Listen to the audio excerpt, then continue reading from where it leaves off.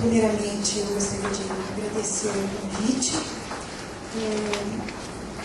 A minha área é arte, eu sou professora de História da Arte da Unesp, FAC. FAC é Arquitetura, Artes e Comunicação, na unidade do campus de Bauru. E estou coordenando o projeto Arte na Escola. Esse projeto, ele é um projeto antigo, que iniciou com uma iniciativa de uma empresa privada no sul do país, que era a Fundação IOSP. E quando foi em 2003, esse projeto institucionalizou-se, transformou então no Instituto Arte na Escola e passou a captar verba do BNDES, da Petrobras, com o objetivo de qualificar o ensino da arte no país. Associado a isso, as universidades públicas do país, nós somos 55 universidades, que firmaram um convênio com esse instituto, criando então esses polos, um polo em cada universidade. E, inicialmente, dentro da Unesp, quando nós resolvemos nos inscrever nesse projeto, nós tínhamos inicialmente um projeto de educação continuada com os professores de arte da região de Bauru, da diretoria de ensino. E a grande dificuldade nossa era obter material para oferecer para esses professores, porque ficava um trabalho esparso. A gente ministrava alguns cursos, o professor voltava para a sua realidade e a gente não conseguia atingir, alterar ou qualificar esse trabalho em sala de aula. E a perspectiva de ter material para oferecer para esse professor foi a primeira coisa que nos acendeu para que entrássemos no projeto. Tivemos uma resistência muito grande dentro da própria universidade, pelo fato do projeto ter iniciado antes de se institucionalizar, através de uma empresa privada. Então, dentro da própria universidade, até que esse convênio fosse assinado, houve assim, vários debates, várias discussões em relação a isso. Nós acabamos sempre defendendo a ideia de que a hora que ela se institucionalizou, que o projeto se institucionalizou, a captação de verba era verba pública. E que a universidade, tendo essa possibilidade, ela deveria, então, abraçar essa ideia. Os nossos objetivos, desses polos, é trabalhar com a educação continuada. Nós temos lá o curso de artes visuais, então nós trabalhamos com a educação inicial do professor de arte, e havia assim uma distância, um abismo entre o professor que já estava atuando na rede, em toda a redondeza da região de Bauru, e a formação que a universidade estava trabalhando nesse momento, com as reformulações todas que os cursos de licenciatura haviam recebido nesses últimos anos. A gente percebia, então, que qualquer ação isolada, que não tivesse uma continuidade, um ritmo, estaria pontuando algumas coisas, mas seria inócua em termos de fazer uma transformação da qualidade do ensino da arte na região. Então, daí a coisa da gente buscar esse projeto nesse sentido, de encontrar um jeito, uma maneira de fazer com que o projeto tivesse uma continuidade, tivesse uma possibilidade de cada vez atingir o maior número de professores na região e que pudesse, assim, gerar um espaço de discussão sobre a questão da arte e educação. Então, o que eu venho falar aqui, na verdade, é um trabalho pontual, de um polo, dentre esses 55 polos que estão espalhados no país. Anualmente a gente se encontra, todos os coordenadores de todo o projeto. Esse ano foi em Porto Alegre, então se encontra para aproveitar a Bienal do Mercosul, que nós fomos visitar e tudo mais. E isso também gera uma visibilidade para nós, né, até para o nosso curso da universidade, de saber como está, né, o trabalho das outras universidades da nossa área e como a arte-educação na escola pública está sendo realizada nos vários espaços do país. E aí são esses encontros que vão gerando discussões e propostas de ações de todo o todo. Eu coloquei duas imagens, uma do Magritte e outra do Matisse. Ambas apresentam uma janela, né? O Magritte, ele discute bastante a questão da arte mimética, da representação, do jogo de representação dentro do espaço da arte. Ele vai discutir essa questão praticamente toda a sua obra. Essa chama bastante atenção porque o título dela é Condição Humana, né? E a gente pode observar que é uma pintura, né, que reproduz um espaço, né? Na verdade, ele está discutindo realmente a arte tradicional, aquela que tinha uma visão mimética da realidade, onde o indivíduo, né, onde o criador, no caso, ele só estaria como reprodutor de algo já dado, já pronto. E a outra janela, uma chama janela aberta, né? São imagens que a gente vai trabalhando depois para mostrar a perspectiva do olhar da arte contemporânea e as possibilidades que esse professor tem dentro da sala de aula para trabalhar com os seus alunos, né? Já é uma janela aberta, viva, criativa, né? Tem vida, tem a mão humana, né? Tem um olhar de representação do humano, né? Então, aí as duas janelas só para introduzir. Então, a nossa perspectiva é alterar esse espaço da sala de aula. A gente entende que toda e qualquer transformação na educação, a arte, ela tem um potencial muito grande, muito gerador, né?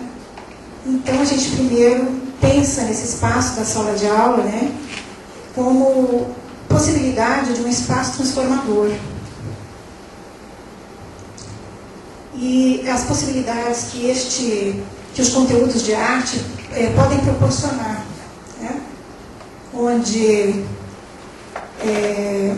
gera a descoberta de novas possibilidades, novos olhares, e essa perspectiva, né, de lançar hipóteses, de não trazer um texto, o texto estético é um texto, né, normalmente polissêmico, ambíguo, que traz uma série de possibilidades, né, de percursos de um leitor, né?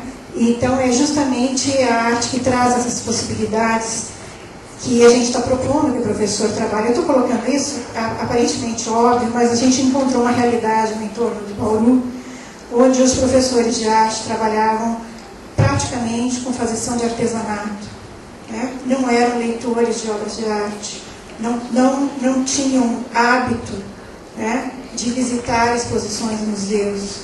Então, a gente tinha uma realidade, né, bastante difícil, né, para trabalhar a possibilidade crítica, né, da arte.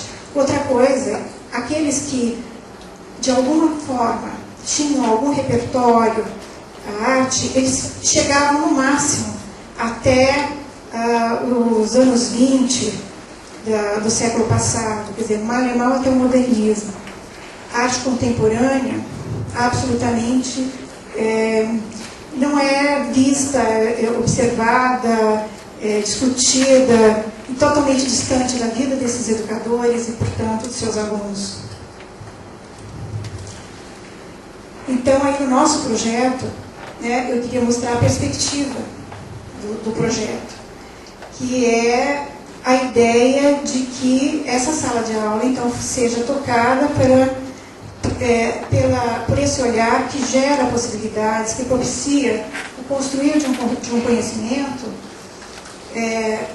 partindo da noção dessa polifonia, intertextualidade, multissemia, que são inerentes aos textos estéticos. Para isso, a gente entende que a função desse professor dentro da sala de aula é de instigador de um processo de leitura, né? E que toda a missão dele, dentro da sua atividade, é trabalhar o leitor crítico, né? Então, a gente está entendendo, aqui é o nosso polo, o espaço que nós temos lá. Acho que eu estou voltando tudo. Aqui, ainda o polo. Nós temos 2 grupos de estudos que se reúnem quinzenalmente dentro desse espaço. Às sextas-feiras, no período da manhã e no período da tarde, porque esse professor vem sem nenhuma dispensa do seu trabalho. Então, ele vem espontaneamente no horário, né, inverso do seu trabalho. E são grupos de estudo mesmo, não são atividades onde há uma aula. Nós lançamos um material, nós lançamos uma proposta, e quem direciona a proposta, o restante, o caminho que esse grupo vai fazer, é o próprio grupo, trazendo outros textos, outras imagens, outros elementos, e gerando uma discussão e uma possibilidade de se trabalhar com esses elementos todos, né, nas várias faixas etárias que esses professores, e nós temos professores da área de artes, da área de história, da área de ensino infantil, os da prefeitura, os que são do município de Jaú e do município de Bauru, que nós temos esse convênio com essas 2 secretarias. O ensino fundamental 1 não tem um professor especialista, então é o professor polivalente, aquele que oferece, né, que trabalha com todos os conteúdos. Então nós temos assim também uma discrepância na formação desses professores que participam desses grupos de estudo, o que, de certa forma, enriquece o diálogo, né? Aqui ainda os grupos. Aqui, além dos nossos parcerias, que a parceria vai desde a bolacha pedagógica, que alguma secretaria oferece, até, no caso das diretorias, a gente chama de bolacha pedagógica porque ela parece uma coisa de cola, né, de farinha. É horrível, mas é o que a gente consegue oferecer para o professor que vai lá. A gente tem assim, os processos de sedução. O município, eles têm um horário de trabalho extra-classe, então a certificação da participação do grupo de estudos oferece para eles, então, essa carga horária, de horário extra-classe que eles têm que trabalhar. E na diretoria regional toda, a gente negocia o horário de trabalho pedagógico, que chama HTPC, onde ele faz uma semana na sua unidade, uma semana na Unesp, uma semana na sua unidade, que são assim, os contrapontos que a gente tem que fazer para conseguir, né, seduzir e manter o grupo, que também não é muito fácil, porque eles trabalham muito. Então, a nossa pergunta, né, constante dentro dos grupos de estudos, aí eles vão desenhando os seus caminhos, que dentro desse momento onde as mídias atravessam esse espaço, esse tempo, né, e onde a arte, né, se perlabora, né, se desconstrói, se reconstrói, onde reinventa-se, né, os ambientes, os suportes agora são híbridos, ou o próprio suporte virtual, né, como trabalhar os conteúdos, como trabalhar, né, uma proposição teórica pedagógica com esses conteúdos tão movediços, fluidos, né? Como fazer isso? Então, esse é o ponto de discussão do grupo de estudos. E, então, a gente entende que o objetivo desse professor é trabalhar para que seu aluno adquira esse trânsito, né? Trânsito nesse contexto que é multissêmico, polifônico, cheio de imbricações, contraposições. Então, ele tem que trabalhar com essa questão do olhar atento, sensível e crítico do leitor. Então, esse é o foco do nosso trabalho. E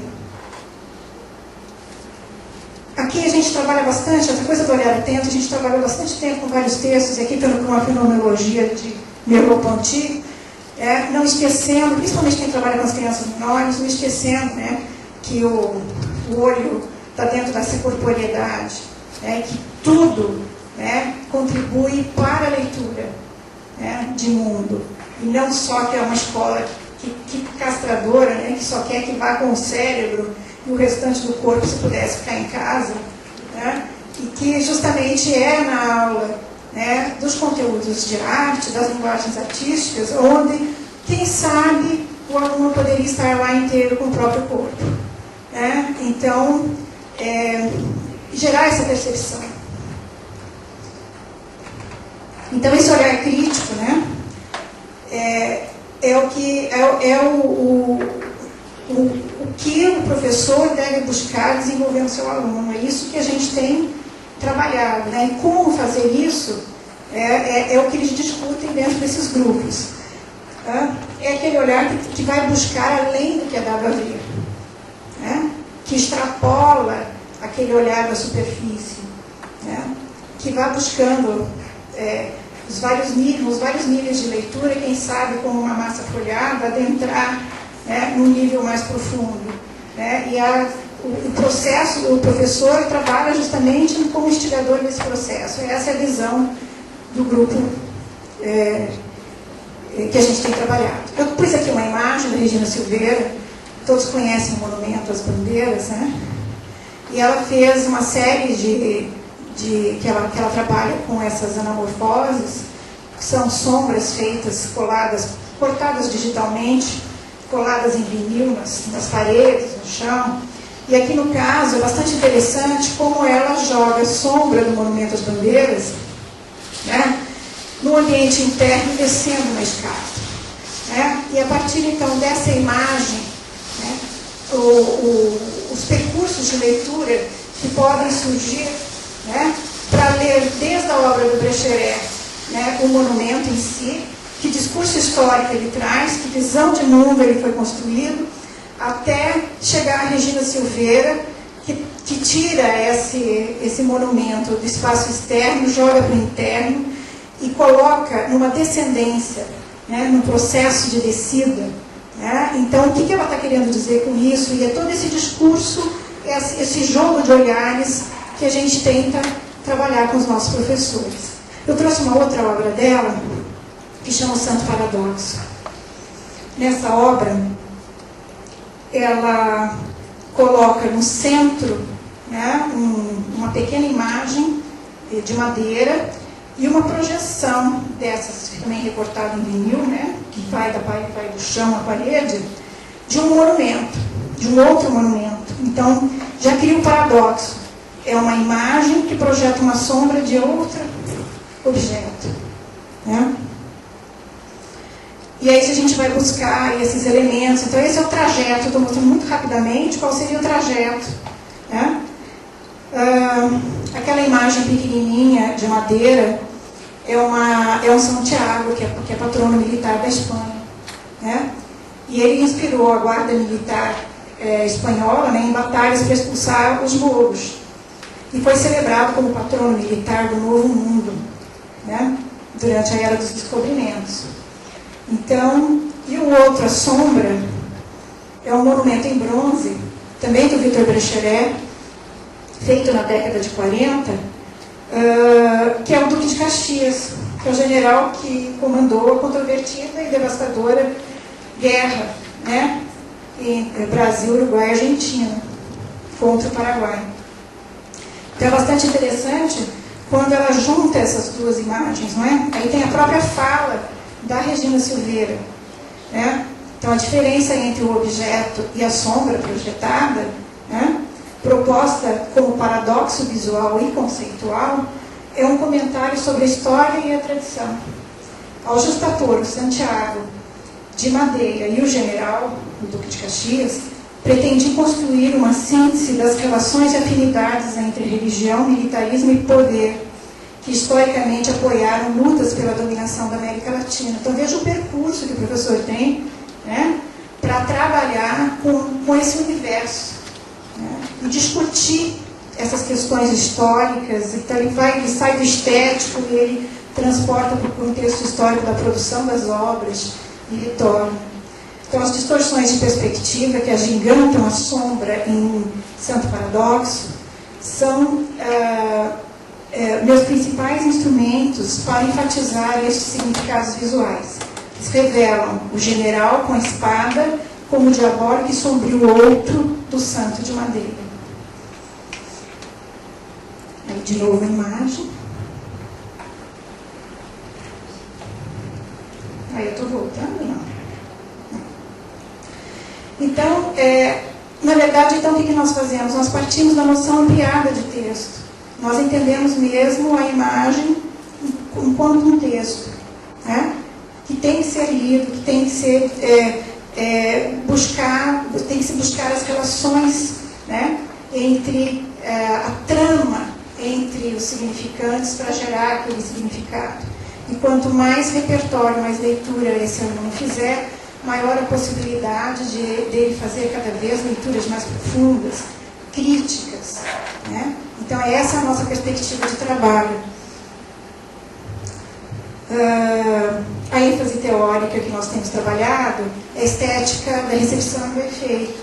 Nós estamos partindo daquele leitor, né? As possibilidades, não trazer uma leitura para ele pronta, né?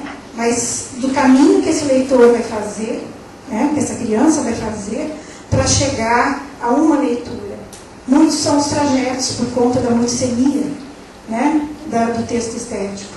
Então, e o professor como alimentador desse repertório.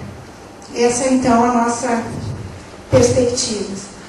E a gente fala também um pouquinho sobre a questão do tempo de produção e da recepção, né?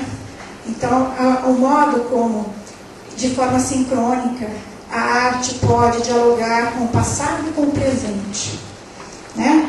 Encontrar o fio do passado para discutir o presente. E a gente entende que a obra de arte, ela tem condição, é ela que pode propiciar essa ruptura, de certa forma, com o consenso, perguntando o porquê, né?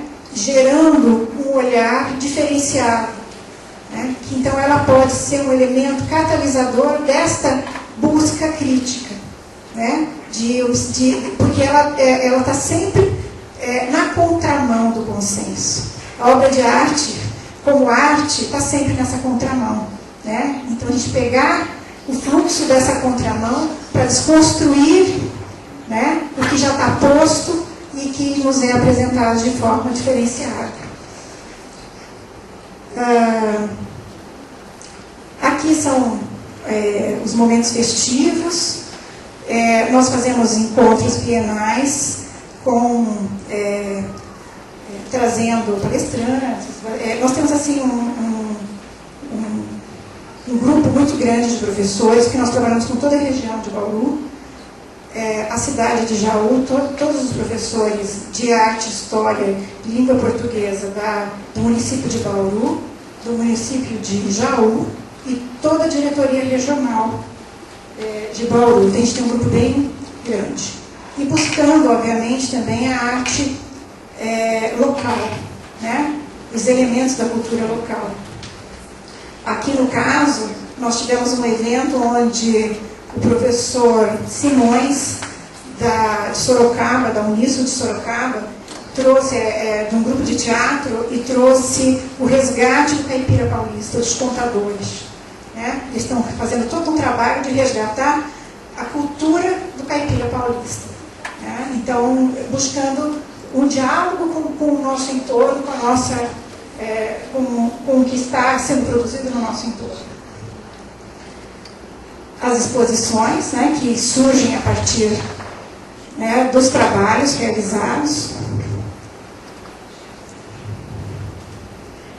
E a gente também tem trazido bastante a linguagem teatral para trabalhar. Aqui é o Solar da Mímica, que já há 2 anos já vem participando de eventos do Polo.